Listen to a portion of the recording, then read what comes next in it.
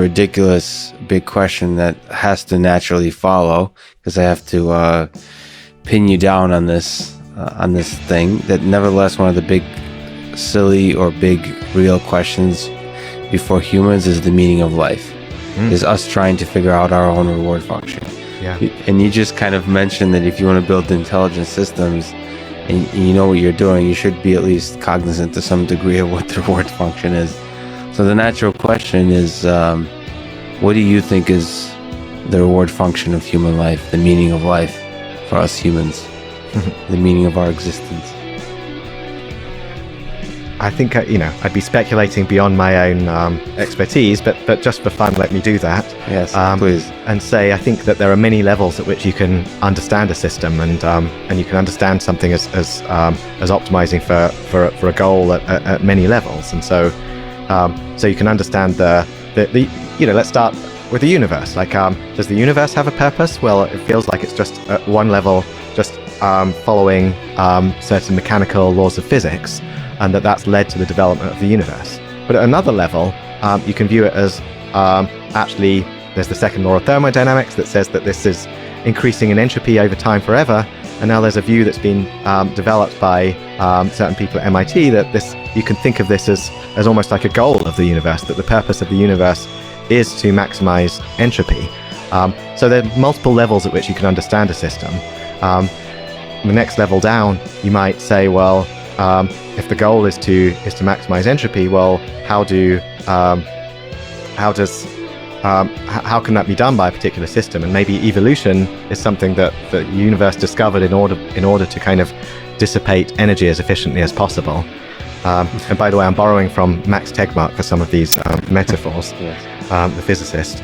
But if you can think of evolution as a mechanism for dispersing energy, then evolution, you might say, is then becomes a goal, which is if evolution disperses energy by reproducing as efficiently as possible, what's evolution then? Well, it's now got its own goal within that, which is to actually reproduce as effectively as possible.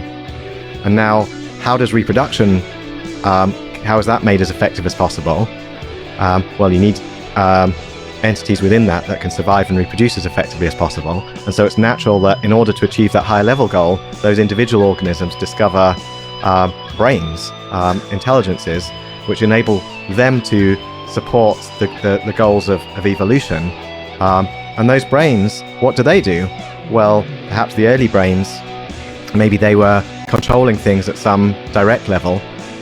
Maybe they were the equivalent of pre-programmed systems which were directly controlling what was going on, and setting certain things in order to achieve these particular goals. But that led to another level of discovery, which was learning systems. Parts of the brain which were able to learn for themselves and learn how to program themselves to achieve any goal. And presumably there are parts of the brain where goals are set to parts of that system, and provides this very flexible notion of intelligence that we as humans presumably have, which is the ability to kind of the reason we feel that we can achieve any goal. So it's a very long-winded answer to say that I think there are many perspectives and many levels at which intelligence can be understood, and each of those levels you can take multiple perspectives. You can view the system as something which is optimizing for a goal, which is understanding it at a level by which we can maybe implement it and understand it as AI researchers or computer scientists, or you can understand it at the level of the mechanistic thing which is going on, that there are these atoms bouncing around in the brain and they lead to the outcome of that system, is not in contradiction with the fact that it's also a decision-making system that's optimizing for some goal and purpose.